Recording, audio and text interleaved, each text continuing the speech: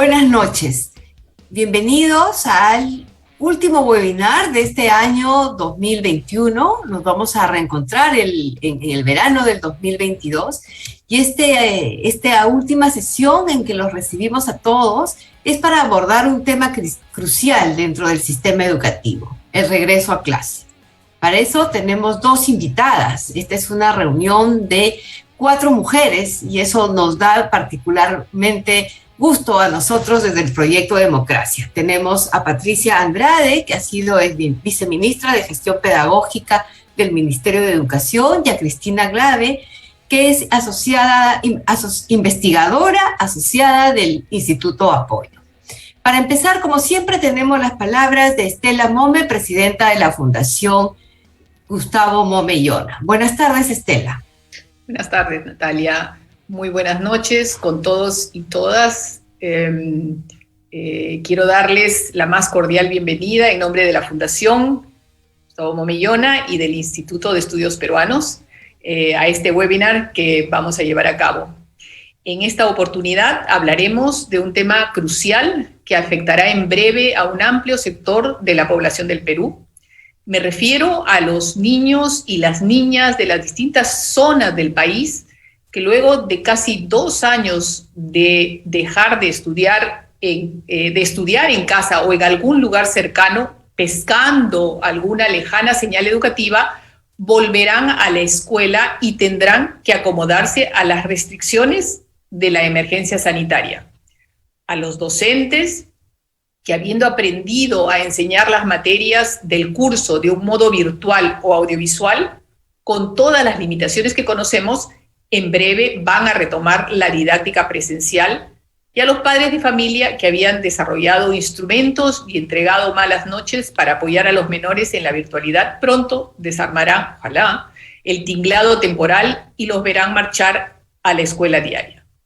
Para bien o para mal, la pandemia cayó como una tempestad en nuestras vidas y debimos aceptar y acomodar nuestro transcurrir a las nuevas exigencias de salud. Tanto el trabajo como la escuela de pronto se trasladaron a la casa sin siquiera preguntar si había espacio, si había computadoras, si tenían internet para la comunicación y el aprendizaje, si los padres estaban en condiciones de asistir a los hijos y las hijas, y si era posible limpiar, cocinar, lavar y educar cuando al mismo tiempo había que llenar la olla y en muchos casos auxiliar a los enfermos de la familia y del vecindario. El regreso a clases será sin duda un esfuerzo difícil, aunque necesario. Va a demandar recuperar la rutina escolar y en la escuela. Las cabecitas dispersas y aburridas tendrán que reaprender a socializar con los compañeros y compañeras en el aula. Llegarán, sin duda, con cargas emocionales de distinto calibre y las nociones de respeto, de responsabilidad, de negociación y conciliación serán parte del reaprendizaje junto con las matemáticas o los acontecimientos históricos del Bicentenario que no se lograron comprender. Pero hay algo más profundo e importante que se va a jugar en el regreso a clases y es, como señala el título de este webinar, el reto de la convivencia.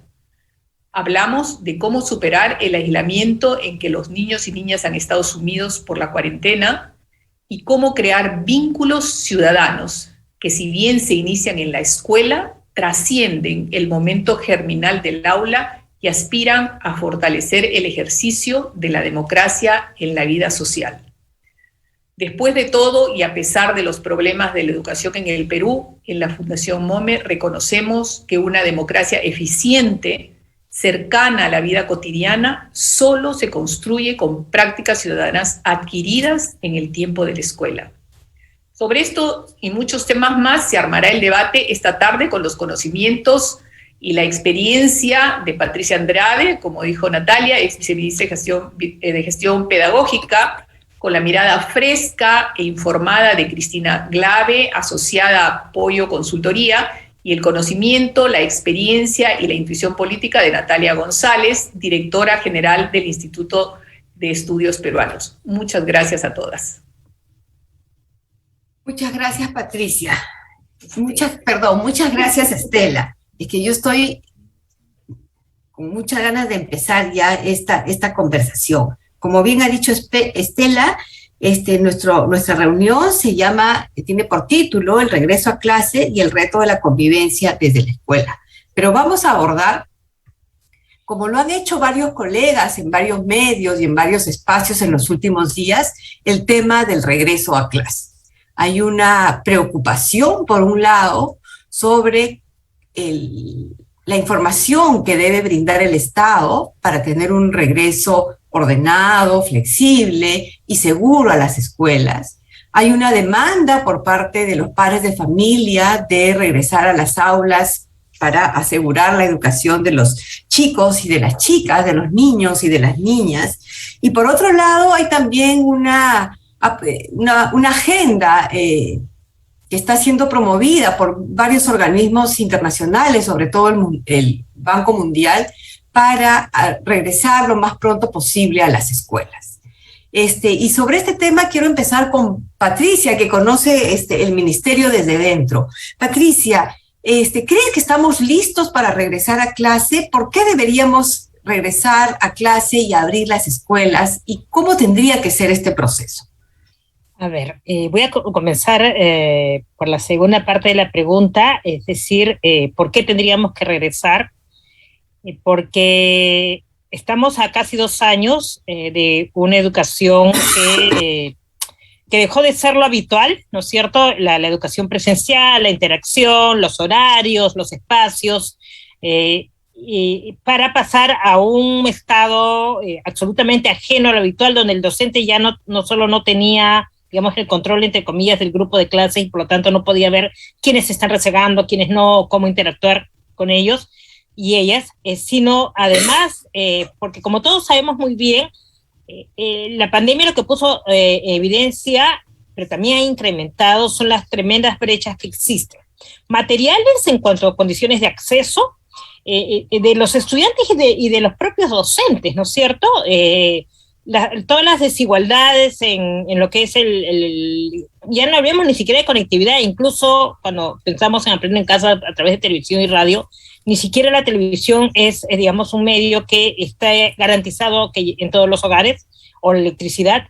Entonces, brechas que se profundizan por un lado, y los propios docentes, ¿no es cierto? O sea, digamos, hay chicos que se han quedado, que no han participado del proceso educativo en la igualdad de condiciones, o simplemente no han participado, y las brechas de aprendizaje que ya traían, que ya sabíamos que existían, el rezago en cuanto a logros de aprendizaje, o como consecuencia se profundiza. Entonces, la razón por la que tenemos que regresar es esa, una razón de urgencia, y bueno, también, evidentemente, como se ha dicho varias veces, porque el proceso educativo es un proceso de interacción personal, porque los chicos necesitan mirarse, necesitan encontrarse, necesitan interactuar, necesitan aprender a convivir, ¿no? Entonces, todo eso, 2 años es mucho tiempo. Y que si estamos en condiciones o no, bueno, tal vez lo que diga no suene bien, pero en realidad hemos venido sosteniendo una educación presencial sin condiciones en el pasado. O sea, no tenemos deudas ahí históricas. Entonces, preguntamos cuáles son estas condiciones. Bueno, esa es una buena pregunta. ¿Cuáles son los mínimos que deberíamos garantizar? ¿Y cuáles son las condiciones que no las vamos a cerrar en 2 meses? O sea, lo que no hemos podido hacer en 2 años o en más tiempo, vamos a tener que seguir trabajando en estas. Pero también vamos a tener que repensar el esquema de organización del encuentro educativo para que funcione, ¿no? Entonces, no es qué condiciones cumplo. O sea, obviamente hay algunas mínimas que tienen que ver más con las epidemiológicas posiblemente, que te habilitan pero hay muchas condiciones que vamos a tener que crear mientras estamos haciendo el propio retorno, porque para ser honestos, muchas de estas no existían antes tampoco. Cristina, al respecto, ¿qué nos puedes decir tú? ¿Crees que esas condiciones solamente se refieren a cuestiones que, como dice Patricia, históricamente no veníamos cumpliendo para tener un sistema educativo, un servicio educativo eficiente y eficaz? ¿O crees que hay cosas particulares en este proceso que habría que atender? Definitivamente hay brechas de educación que son históricas, y de que las condiciones para lograr una educación de calidad la educación básica de calidad no las estábamos cumpliendo. Entonces, esperar ahorita a lograr las condiciones ideales, perfectas para regresar a las escuelas, no lo vamos a lograr en un mes o en un año, porque son cosas que veníamos rezagadas de hace tiempo. Pero sí hay cosas que podemos ver hoy con practicidad, porque hay una prioridad, hay una urgencia, una emergencia de regresar a este componente presencial. O sea, las dos prioridades ahorita son, uno, regresar a las escuelas, regresar a este componente presencial.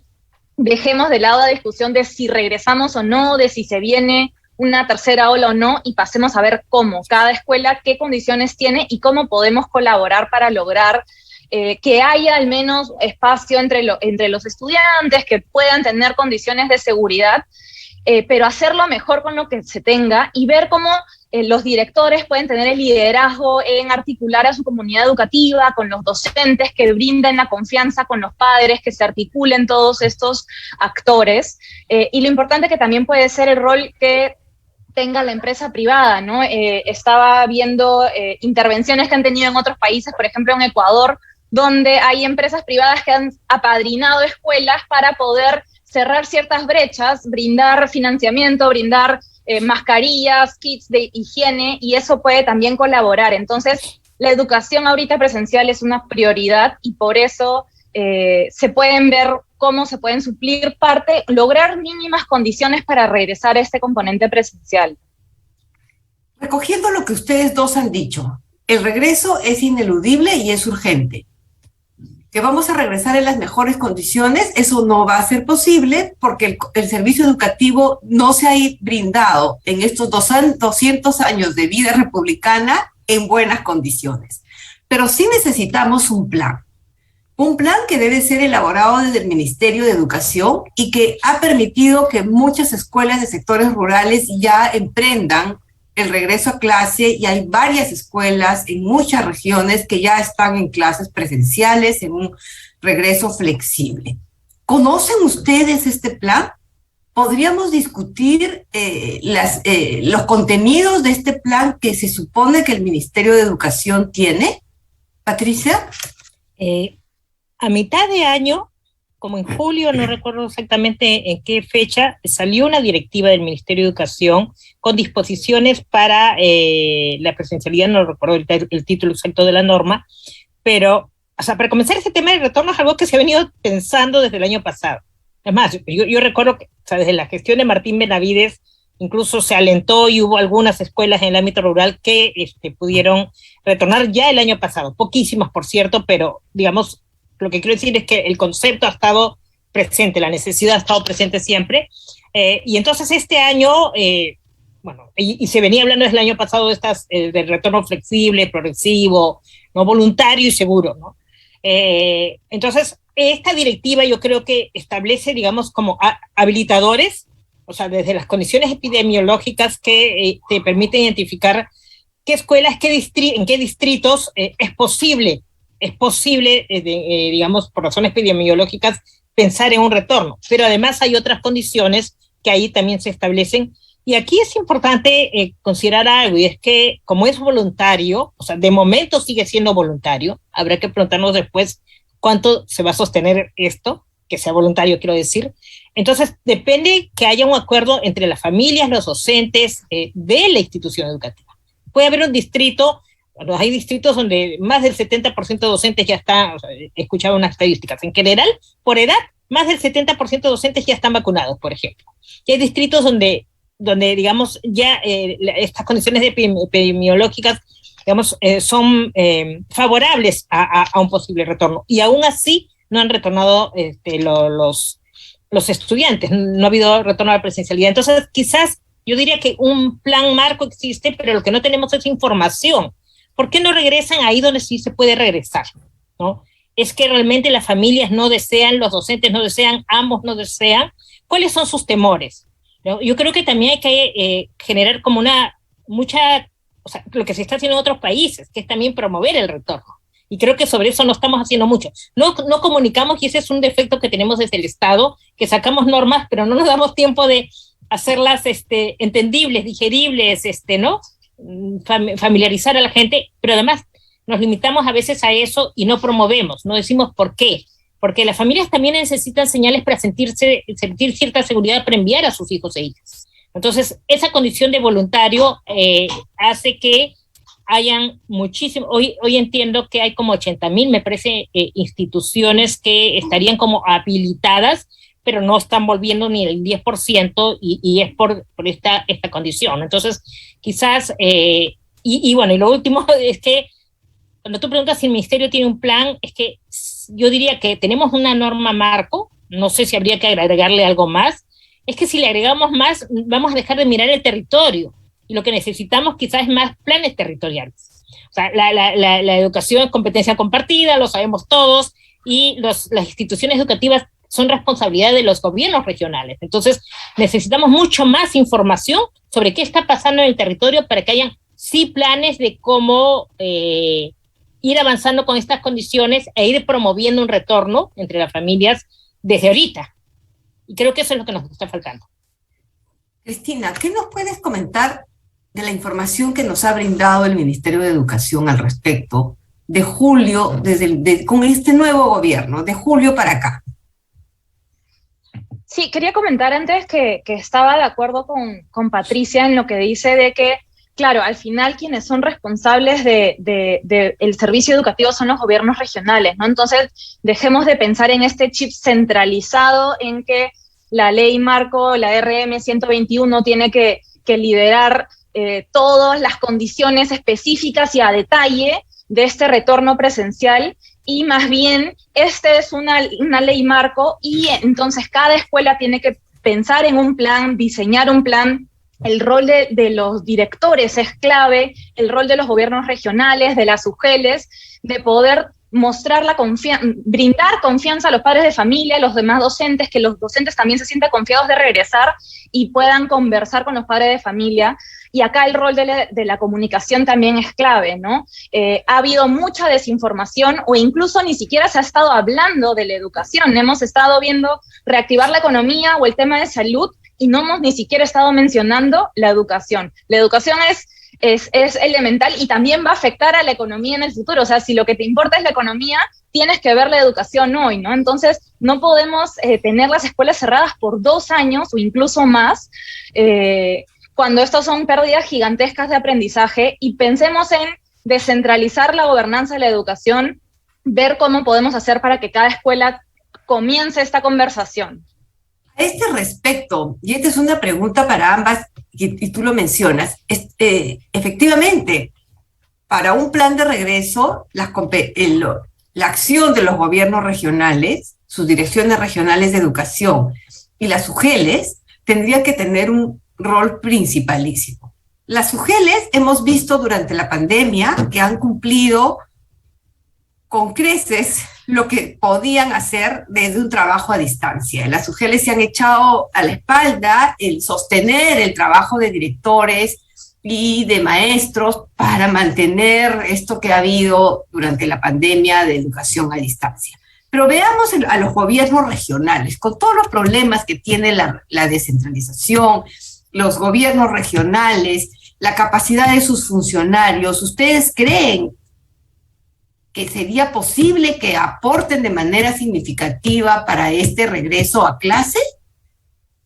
O sea, así debería ser, pero la verdad es que conocemos la falta de capacidades, la falta muchas veces de voluntad política, tener esto como una política regional de primera línea. ¿Ustedes creen que sería posible que los gobiernos regionales tengan un liderazgo importante que se pueda sumar a la normativa nacional del Ministerio de Educación? La que quiera. A ver, bueno, bueno, uno es que hay gores y gores, ¿no es cierto? Hay gobiernos regionales y gobiernos regionales. Creo que también es importante distinguir. Y también poner en el mapa a los gobiernos locales. El año pasado, para la efectividad de Aprendo en Casa, los gobiernos locales, o sea, no olvidemos, han hecho también un montón de iniciativas, porque además generalmente son justamente es la autoridad como está más cercana a su ciudadano, a su ciudadanía, y además con frecuencia los alcaldes son docentes, además, ¿no? Entonces, yo creo que mientras más vamos a nivel territorial, chico, es más manejable, es como siempre decimos, podemos comernos el elefante a pedacitos, es más fácil, más gestionable, bajarle escala.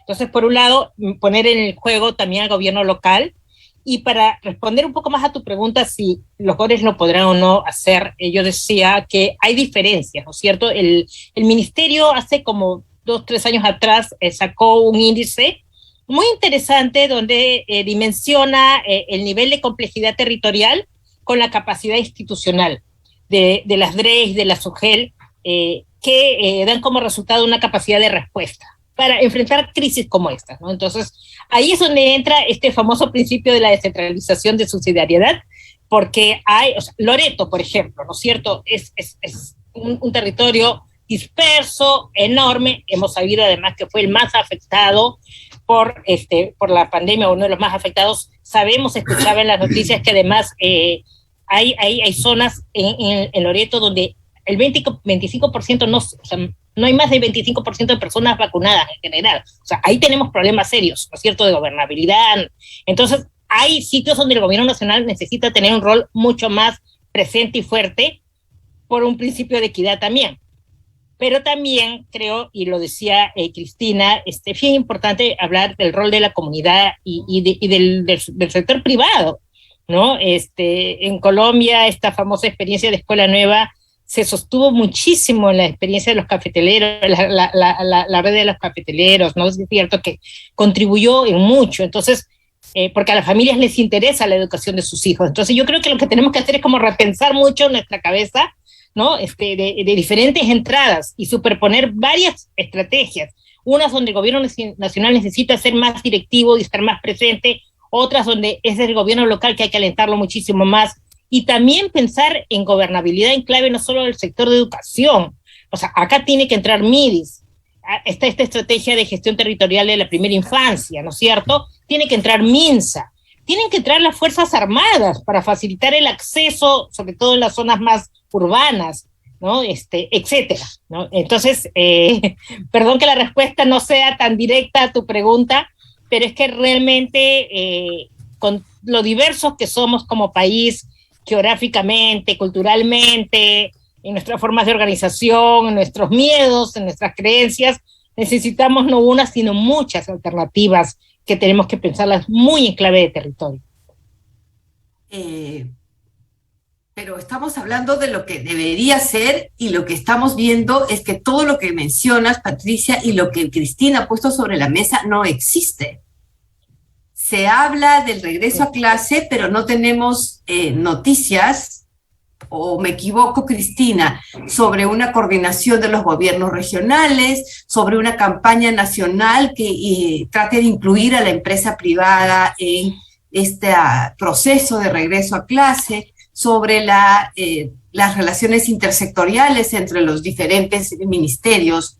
¿Tú conoces algo al respecto? Sí, efectivamente eso es algo que brilla por su ausencia, justamente también porque la educación no ha estado sobre la mesa para discusión, y no se ha reconocido esta urgencia de regreso a las clases presenciales, ¿no?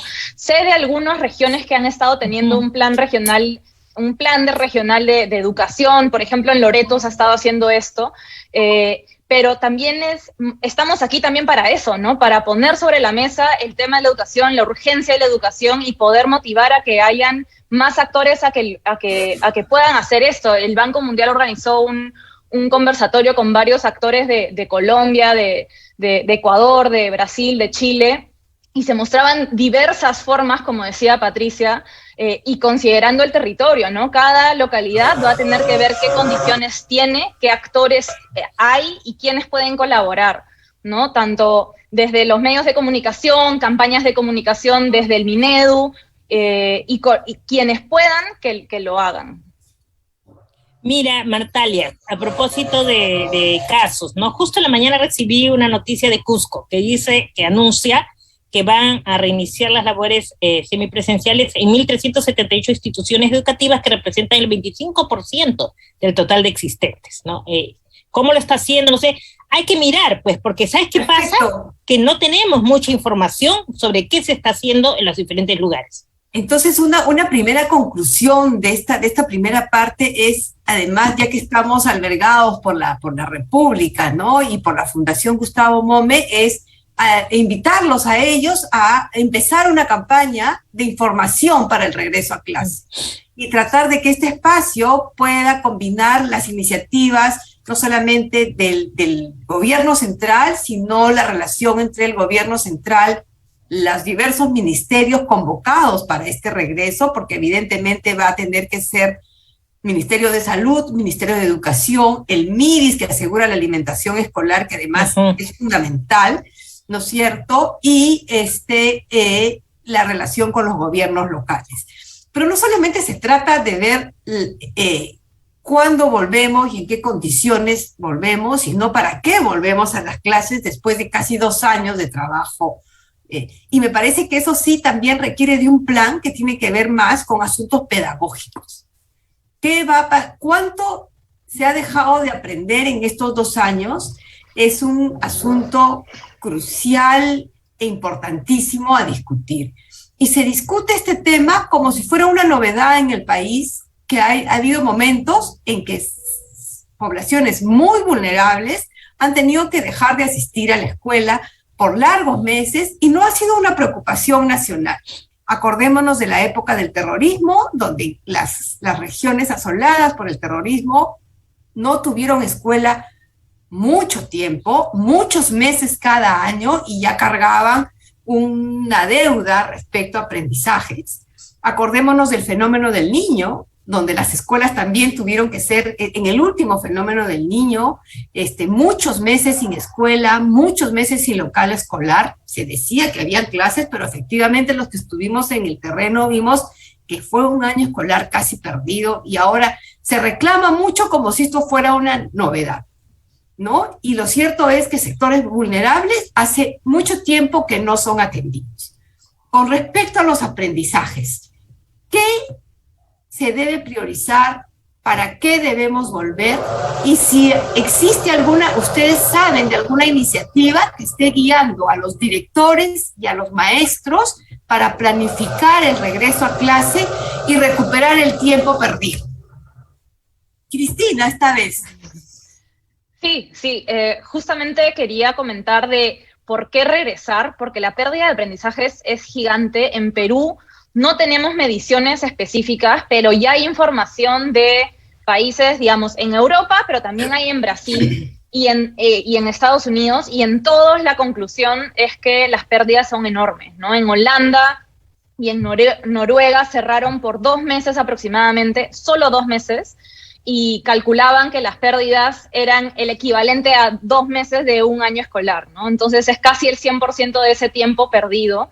Y estos son países que tienen más del 90% del país con acceso a Internet, la mayoría tiene acceso a computadoras, la brecha tecnológica es muy reducida comparado con Perú, ¿no? Entonces, y en Brasil, por ejemplo, el impacto del cierre de escuelas ha sido se aprendió solo 27.5% de lo que se aprendería de forma presencial. Entonces es una pérdida de más del 70% de aprendizajes, y esto es una magnitud enorme, ¿no? Solo en temas de materias como matemática y lenguaje. No estamos viendo las otras materias y las otras competencias que se pueden desarrollar los estudiantes. Entonces, ¿sí? Y aquí te interrumpo, Cristina. Además, en un país que venía no aprendiendo lo que necesitaba aprender. O sea, no es que somos los holandeses que aprendían y alcanzaban todas las competencias terminando la educación básica. Nosotros veníamos arrastrando ya un problema de aprendizajes.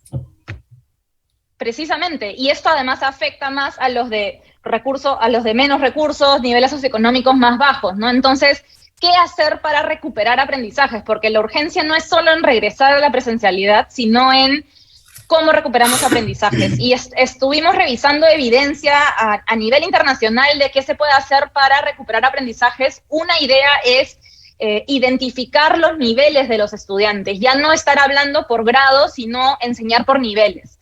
Si el estudiante tal tiene nivel tal, juntarlo con otros que fácil son de otras edades, pero se podría focalizar en el nivel en el que está. Otra medida que han tomado en otros países y se ha mostrado evidencia experimental, son nivelaciones. Tener nivelaciones intensivas de 1 hora, hora y media, focalizadas a ciertas materias, y se muestra que en 10 semanas aproximadamente se puede recuperar aprendizajes en niveles de aprendizaje en matemática y en lenguaje. Entonces, estas son algunas opciones que se pueden tomar, y también pensar en cómo adaptarlas al país, ¿no? Por ejemplo, en educación inicial se puede pensar en cómo sumarse al servicio de acompañamiento a familias, cómo este servicio también puede ayudar al desarrollo infantil temprano desde el lado educativo, cómo esto se puede complementar a focalizarlo también, o pensar en un SAF, digamos, escolar, para ir a los de menos recursos, para poder cerrar un poco esa brecha de pérdidas de aprendizajes, porque ya teníamos una brecha enorme y esta se ha profundizado aún más, ¿no? A ver, Natalia, quiero un poco comentar lo que ha dicho Cristina, y tú también con tus preguntas. Estoy de acuerdo y también tengo algunas observaciones. Tú dijiste bien, Natalia, veníamos no aprendiendo. Entonces, no es un tema de... No aprendiendo lo suficiente. Ok, no aprendiendo lo suficiente, pero no solo veníamos no aprendiendo lo suficiente, veníamos no aprendiendo lo suficiente de manera desigual. O sea, sabemos que hay zonas donde incluso en la modalidad de distancia los chicos y las chicas han seguido aprendiendo, y esto te podría, creo decir así en voz baja, que quizás hasta mejor, ¿ya? Por lo menos en algunas competencias. Pero hay sitios en los que no es cierto? Incluso donde ha habido acceso material a aprender casa y tal, las condiciones de las familias y el hecho de estar en pandemia, los duelos, las pérdidas, la pérdida laboral, el estrés familiar, los espacios, etcétera. Todo confabulado en contra, profundizando las desigualdades que ya existían. Las mismas desigualdades que existían antes, y que antes ya también determinaban veníamos no aprendiendo lo suficiente, donde además teníamos a docentes, que son los mismos docentes a los que vamos a volver ahora, que con todos los esfuerzos que han hecho meritorios, son docentes que han venido trabajando con sus estudiantes sistemáticamente, como si por el hecho de estar en segundo, tercero o cuarto grado fueran todos iguales. Porque el sistema ha mandado las señales así, a pesar que tenemos un currículo, porque tenemos un currículo que habla de ciclos. O sea, hace años que tenemos un currículo que habla de ciclos, no de grados. Hace años que nosotros hemos debido como sistema educativo flexibilizar el sistema de evaluación. Es un absurdo pretender que en diciembre todos los chicos llegan igual, cuando no han comenzado igual. Pero esas desigualdades de entrada nunca han sido vistas. La gran pregunta es, ¿qué nos garantiza que ahora, donde esto se ha pronunciado más, sí las van a ver los docentes? Entonces creo que más bien es qué necesitamos entregarles a nuestros docentes para que ahora sí hagan lo que siempre se debió hacer, que es reconocer las desiguales condiciones de aprendizaje con las que ingresan los chicos, y que ahora van a ser simplemente más pronunciadas. Y al respecto, yo les repregunto, sí. ¿Tenemos alguna noticia, novedad, documento, directiva que diga que se está preparando pedagógicamente el regreso? Yo me temo que no. ¿Ya? Yo casi temo decir que no, porque... Están, por ejemplo, preparando, porque yo me imagino, si lo vemos en el esquema en el que funciona el sistema educativo, se están preparando materiales educativos, libros de texto especiales para atender esto que nos dice Cristina, de la atención por niveles. En vez de hacer materiales educativos para el 2022 por grado, podríamos pensar en hacer cuadernos de trabajo por niveles. Se está pensando en materiales educativos destinados específicamente para esta cohorte de segundo y tercer grado, que han aprendido a leer y escribir, se supone, o no han aprendido en casa, y hay que volverlos a la escolaridad y a lo que significa trabajar la lectoescritura en un aula. ¿Ustedes conocen algo de esto? Y se está pensando en en la capacitación de docentes, en lineamientos básicos para que los profesores no solamente vuelvan, sino que sepan qué hacer cuando vuelvan? Mira, yo creo que justamente una primera cosa que hay que tener claro es que hasta donde yo sé, no sé si se están preparando materiales como los que señalas, me temo que no. Además, deberían ser materiales que ya no se preparen por grados. Tú te acordarás que hace varios años trabajamos rutas de aprendizaje que creo que tuvieron la gran virtud de que estaban amarradas más bien a lo que debe lograr los chicos al finalizar cada ciclo. Y entonces le daba al docente una herramienta muy objetiva de decir cómo están entrando mis chicos y entonces qué tengo que trabajar. O sea, creo que un mensaje fuerte que hay que darle a la comunidad educativa es que, o sea, tenemos que borrar un ratito de nuestra cabeza la idea del grado. No estoy en segundo, no estoy en tercero, no estoy en cuarto. Lo que necesito es saber en qué nivel de avance de mi competencia de alfabetización, de lectoescritura, debo estar o no. Y sí, docentes necesitan herramientas para poder hacer esta evaluación. Yo recuerdo que el año pasado se estuvo trabajando con la unidad de medición de la calidad, algún tipo de herramienta. Yo ya no sé de verdad qué pasó, si se llegó a aplicar o no, eso es bien importante conocerlo. Y evidentemente esas son herramientas que necesitan nuestros docentes. Y creo que esta norma que salió el año pasado de evaluación de aprendizaje, donde justamente hablaba de la famosa promoción automática, que no es promoción automática tampoco, es simplemente, o sea, en otros países le llaman promoción acompañada. Es decir, los chicos siguen del grado, pero yo los tengo que acompañar mirando en qué nivel están de aprendizaje y trabajar en eso. Pero esas son cosas que efectivamente yo desconozco y me temo que no existen. Que desconocemos todos, ¿verdad? Exactamente. ¿Tú conoces exactamente. algo, Cristina, al respecto? Porque el debate está muy fuerte en el regreso o el no regreso, pero poco se habla de cómo se está preparando el sistema para ese regreso. No, definitivamente no he escuchado ninguna noticia sobre este tipo de materiales o adaptación de prácticas pedagógicas, incluso a modalidad híbrida, ¿no? Presencial y distancia incluso. La información que tenemos, digamos, es solo con la Endo Remota, que es la encuesta a docentes que se hizo el 2020, y donde más de la mitad señalaba que había estado en condiciones de estrés, que sentía que no podía brindar el adecuado soporte emocional a los estudiantes, no podía atender las demandas de los padres. En el 2018, por ejemplo, más del 70% no había tenido capacitación en tecnologías, en prácticas pedagógicas a distancia. Entonces, hay una brecha ahí significativa. Entiendo que ya estos 2 años, digamos, han tenido algunas capacitaciones de prácticas a distancia, pero no estamos hablando tampoco de prácticas innovadoras de esta modalidad híbrida, ¿no? ¿Cómo va a ser esta presencialidad? ¿No va a ser completa? ¿Cómo podemos pensar para que sea segura, con distancia, fácil? No va a ser todo el horario escolar como antes, ¿no? Es una nueva presencialidad, pero no estamos hablando de las prácticas pedagógicas que van más adecuadas a eso. Entonces, en lo que va en nuestra conversación son 3 temas que estamos como poniendo sobre el tapete. Uno, primero, una necesidad de una campaña nacional que permita vincular actores, desde los actores del ámbito nacional, los regionales, los locales, los directores. Necesitamos que los medios de comunicación pongan eso en la discusión antes de solo hablar del regreso a clase. Lo segundo son las condiciones como pedagógicas necesarias para que ese regreso tenga sentido. No es suficiente abrir las escuelas y las aulas, necesitamos prepararnos para eso, preparar materiales, preparar una línea de acción, una ruta de acción para proponer trabajos por grupos, por cohortes de edad, por todas estas cosas de especialistas que ustedes han mencionado, ver con qué materiales vamos a dotar a las escuelas para recuperar. Entonces son como 2 temas importantísimos, ¿no? Además de todo lo que ya se viene diciendo de la mejora de la infraestructura y que es muy difícil de afrontar, pero esto sí lo podemos afrontar y creo que estamos a tiempo. Entonces, el regreso a clase plantea otro tema que nos ha puesto Cristina sobre la mesa, que es el tema del estrés docente. Todos los que volvamos a las escuelas no vamos a hacer los mismos por todo lo que ha sufrido el país, pero los maestros que en su mayoría son maestras, han sufrido un estrés terrible en estos 2 años de pandemia.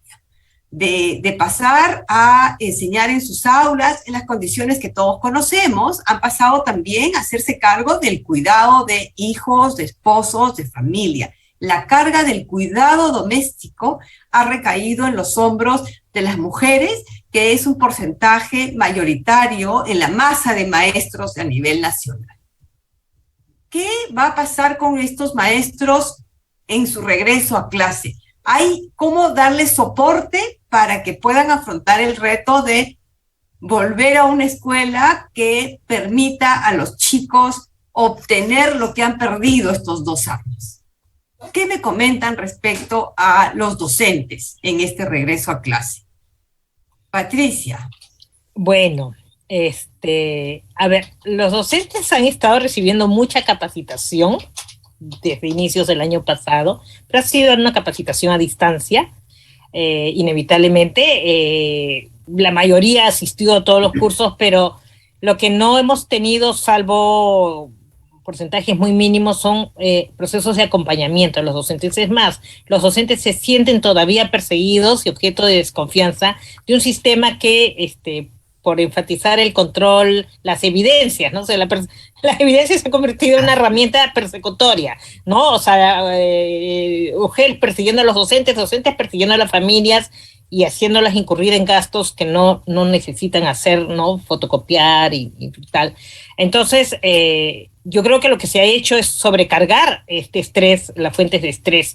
Y ahí de nuevo, o sea, no manejo información. Creo que yo sé que hay algunas experiencias puntuales, por ejemplo, este programa Horizontes con UNESCO, ¿no? Algunas iniciativas más de cooperación o por ahí de algunas organizaciones de sociedad civil donde ha habido intentos de acompañamiento socioemocional a los docentes. Hubo también Te Escucho Docente, ¿no?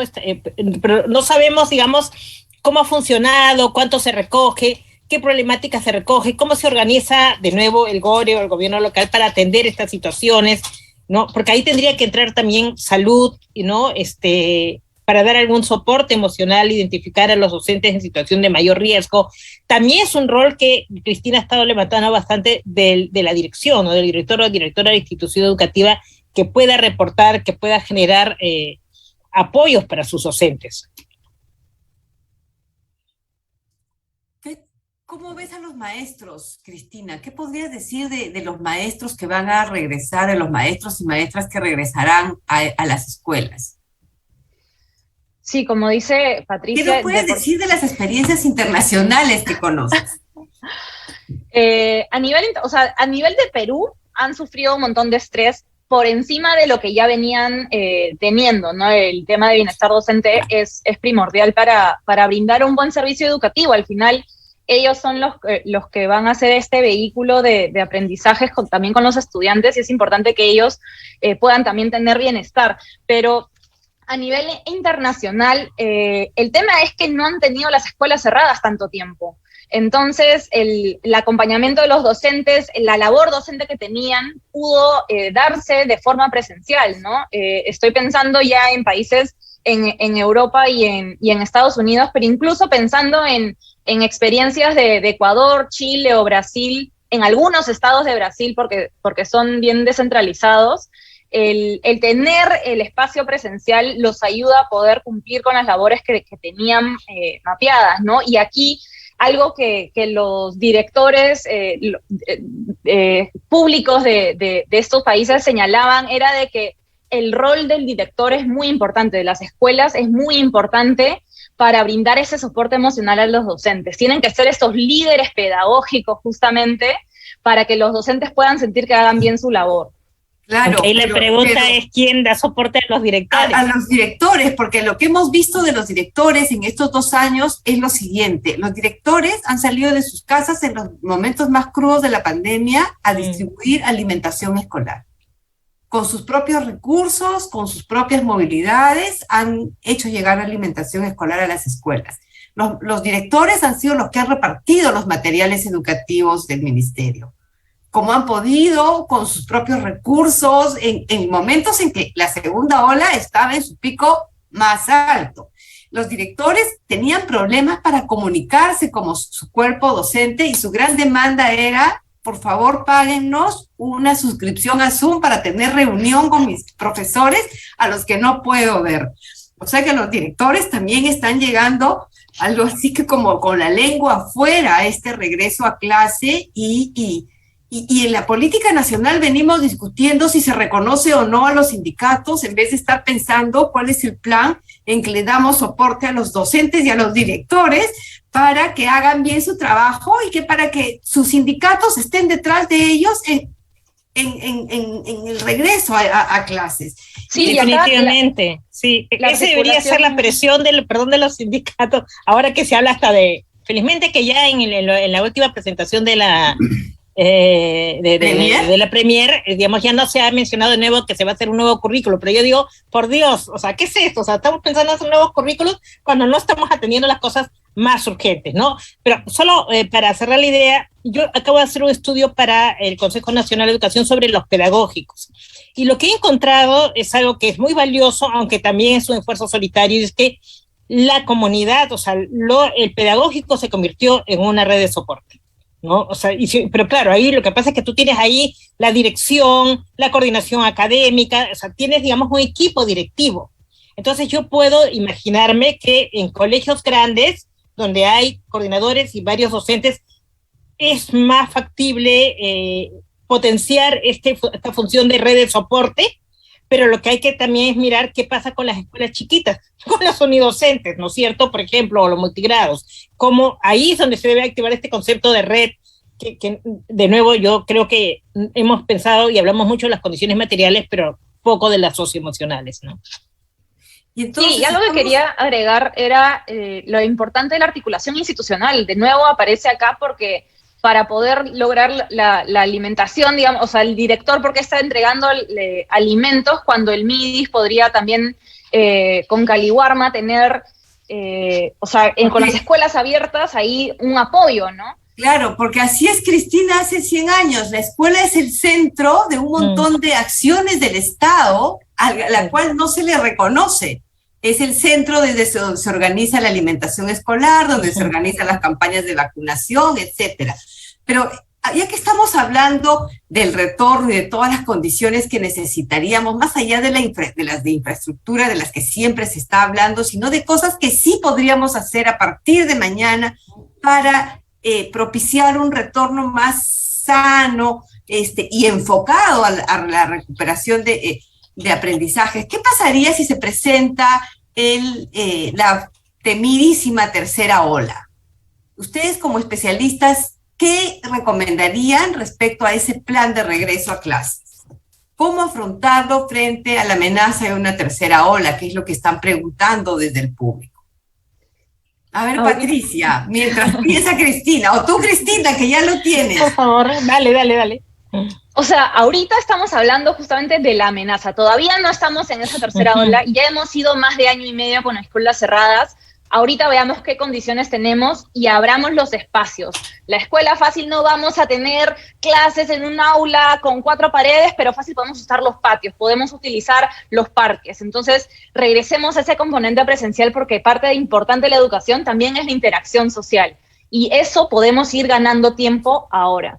Ahora, en otros países lo que han hecho, y por ejemplo algo que a mí me quedó muy fuerte lo que dijo el director de educación de Sao Paulo en Brasil, es que se han dado cuenta que uno es voluntad política, la educación es primordial. Entonces, lo último que van a cerrar es las escuelas, porque eso es lo más importante. Hay una disonancia entre tener los centros comerciales, los casinos, todos los negocios están abiertos, pero las escuelas no se puede. ¿Por qué?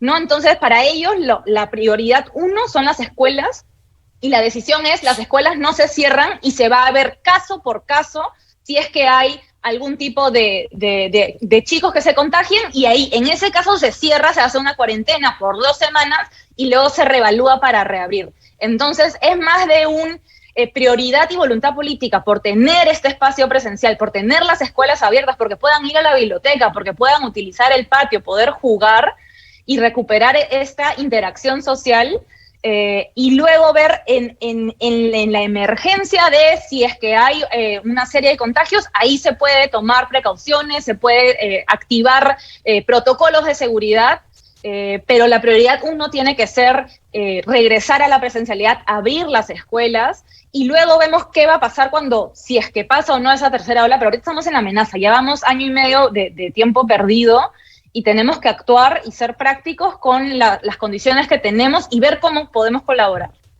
En la línea de lo que dice Cristina, efectivamente la tercera ola no ha llegado aún, y entonces yo he escuchado a veces a gente hablar, sí, ya este año ya se perdió, pensemos el próximo año. No, o sea, pensemos ahorita, pensando en los docentes, en el cuerpo docente con sus directivos, porque como hemos venido diciendo, nada reemplaza la interacción. Yo sé que hay colegios, hay instituciones educativas donde los docentes sí se hayan reunido, necesitaban reunirse para organizarse, para planificar, para ver qué van a hacer, para discutir. Yo me acuerdo cuando el año pasado empezó la pandemia, yo estaba en el viceministerio y tuvimos conversaciones con varios otros ministerios de educación, y yo notaba la diferencia, o sea, lo fundamental que había sido que en algunos países las clases ya habían comenzado y entonces les permitió coordinar mejor y prepararse, ¿no? O sea, ya, no sé, algo así como hoy es miércoles y la próxima semana se cierran las escuelas. Perfecto, nos organizamos rapidito. A nosotros nos agarró en frío, no nos habíamos encontrado, ¿no es cierto? Entonces, sí creo que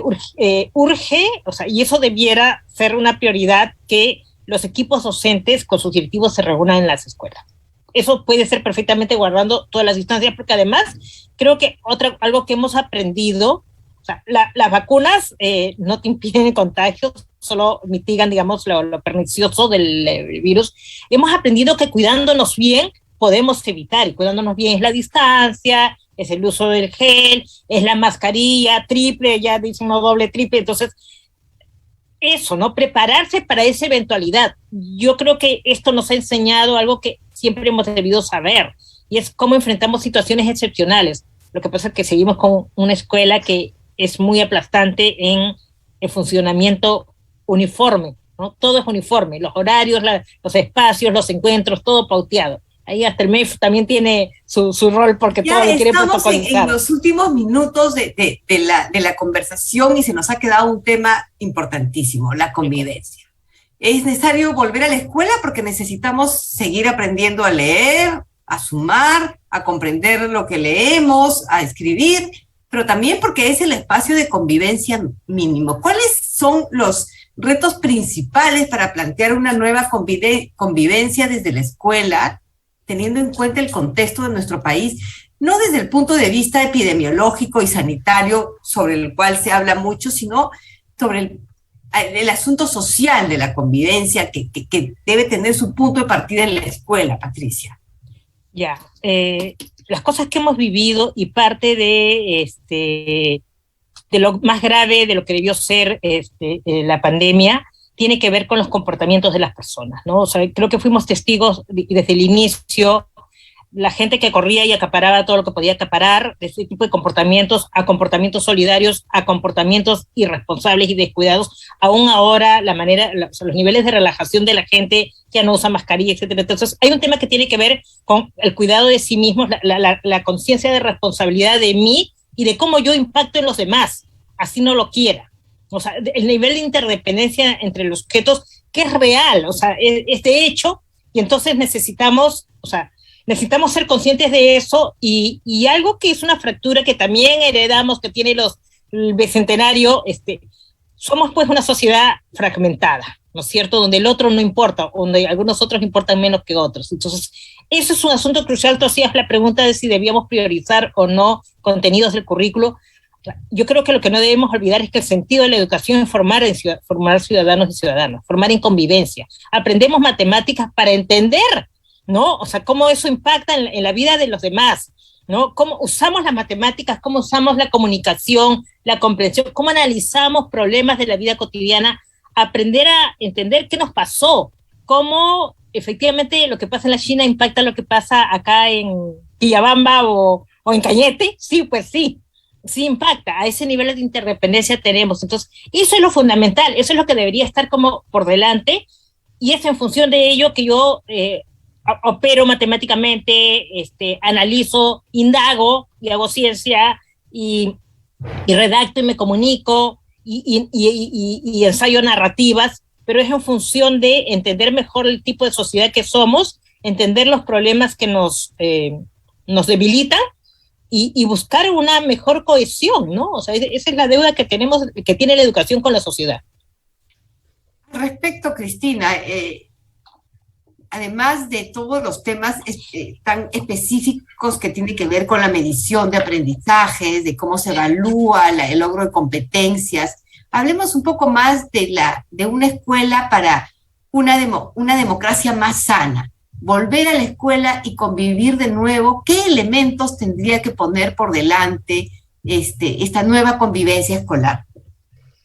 A mí me parece que esta es una excelente oportunidad que tenemos en cómo estamos viendo el retorno a la presencialidad, cómo cada escuela tiene que tener un plan para el retorno, para que no solo sea una conversación entre padres, directores, docentes, sino también que se incluyan a los estudiantes, que se ejerza una real convivencia en democracia en la escuela.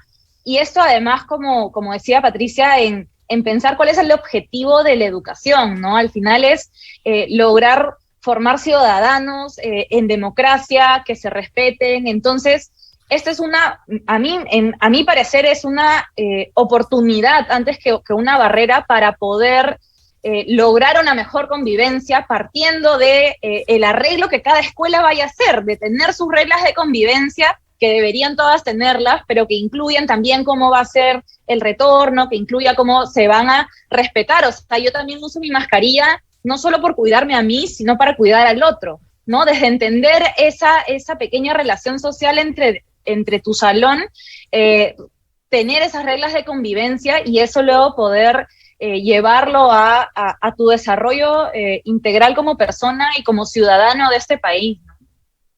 Bueno, y para finalizar, yo quisiera decir que la escuela del nuevo bicentenario, de los próximos 100 años, tiene que recoger y procesar, ayudar a procesar los terribles momentos que ha vivido el país en los últimos 2 años, que tienen que ver con la pandemia, que tienen que ver con la exhibición terrible de nuestras diferencias y que tiene que ver con la poca fuerza de nuestra democracia para atender las necesidades de todos sus ciudadanos. Entonces, quiero terminar además convocando a la Fundación MOME que nos alberga esta tarde, al Grupo La República, para iniciar esta campaña, para iniciar una campaña de regreso a clase con información, de poner los puntos más importantes en el debate público. No se trata de pedir que arreglen los baños y los servicios de agua de todas las escuelas del Perú, porque eso sabemos que es una deuda del bicentenario con la educación, pero sí podemos pedir un plan concreto que articule los esfuerzos de los gobiernos regionales, del gobierno nacional, de los gobiernos locales, y que tenga un plan pedagógico claro que pueda orientar el trabajo de los docentes. Muchas gracias a todos por estar con nosotros. Nos encontramos seguramente en una próxima reunión para dar inicio a esta campaña. Gracias, Cristina. Gracias, Patricia. Ha sido reconfortante oírlas con el entusiasmo que tienen para alimentar este proceso de regreso a clases, de reflexión sobre el regreso y la reapertura de las escuelas. Muchas gracias, Estela, por cobijarnos y nos vemos pronto. Buenas noches. Gracias también a ustedes. Gracias, Patricia. Gracias. Natalia, muchas gracias. Un gusto, Cristina. Gracias, Estela.